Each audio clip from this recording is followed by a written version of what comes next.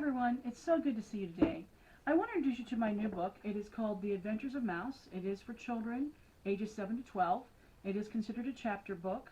There are pictures in there, but they don't show on every page. It is in paperback format as well as on digital. You can get it on Amazon.com, BarnesandNobles.com, and Walmart.com. So I'm going to go ahead and read to you the Book of Mouse. And I'm going to start with the first chapter because that's always a good place to start, right? But not only that, I just want to introduce you to Mouse himself. And throughout this book, Mouse really grows up. And we're going to actually grow up with Mouse as we go along. And he's going to come up against a lot of different things, a lot of different scenarios. And it's really about teaching children how to deal with things that are happening in the moment, as well as learning not to lean just on themselves, but to be part of their community and to work with the talents and abilities that they've been given. So the first chapter of the book is called Mouse the Courageous, and this is the first picture. It shows Mouse in his library, and I want to make sure that you see that before we get started, because you'll find out that the first chapter actually deals with him reading and what he's reading about and letting his imagination soar. So the first chapter is called Mouse the Courageous. Mouse wants to say, "Rain, rain, go away," so he can go out and play. But he also knows the rain is necessary to make things new. Quietly he moves away from his door and goes to his library nook. Unlike most mice who use paper and books for nesting, Mouse likes to learn, and he tucks himself up in his chair and allows his imagination to wander. Standing by the helm, this daring mouse presses his hand against his forehead, scanning the horizon, looking for a safe haven for his crew. Mouse stares past the dark clouds, pressing against the afternoon sky. Lightning flashes in the distance, and Mouse knows a storm is not a sailor's friend on the open sea.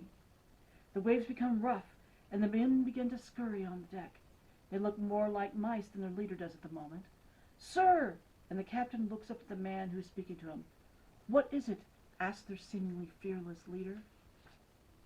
"Sir, look what's a-brewin'," he says, pointing at the windstorm. Mouse responds, "I know." His first mate continues, "None of the men have spotted land. What are your orders?" Scratching his furry face, the mouse can see fear behind the man's eyes, and fear is not good. His men need to keep calm. Quickly his mind gives him the answer. "The wind is blowing hard from our backs. We'll use it to our advantage. Tell the men to release the sails."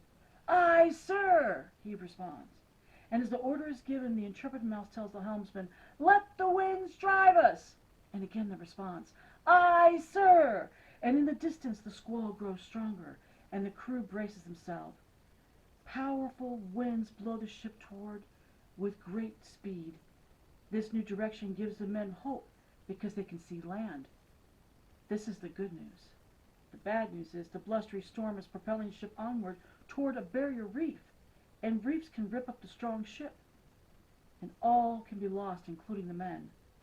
With all his might he shouts to his first mate, "Stand fast! Every man to his station!" "Aye, sir," is the response.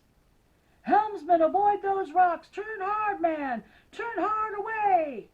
"Bosun, tell the men to batten the sails! They'll drive us into the reef!" And every man on the boat flies to his task. Wildly the ocean waves over the decks, and men and mouse are very tired and getting soaked to the skin. Still, they need to stay alert if they want to make it to safety. Without the sails, the hurricane quickly overtakes them, but the rudder of the great boat is keeping them out of the rocks for the moment. "Sir, what more can we do?" asks the weary first mate. "Pray, tell the men to pray. Only God can deliver us from this monster that bears down upon us." And with one voice, the men and the mouse cry out to the living God, "Have mercy on us! Save us! Save us!"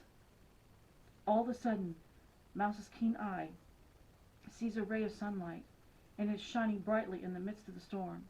"Go toward the light!" Two men are at the helm, fighting the wind and the waves as they pursue the new course. The light stays constant even though the rest of the world seems dark and strange. And this is them seeing the storm and the land and the light that's going to deliver them.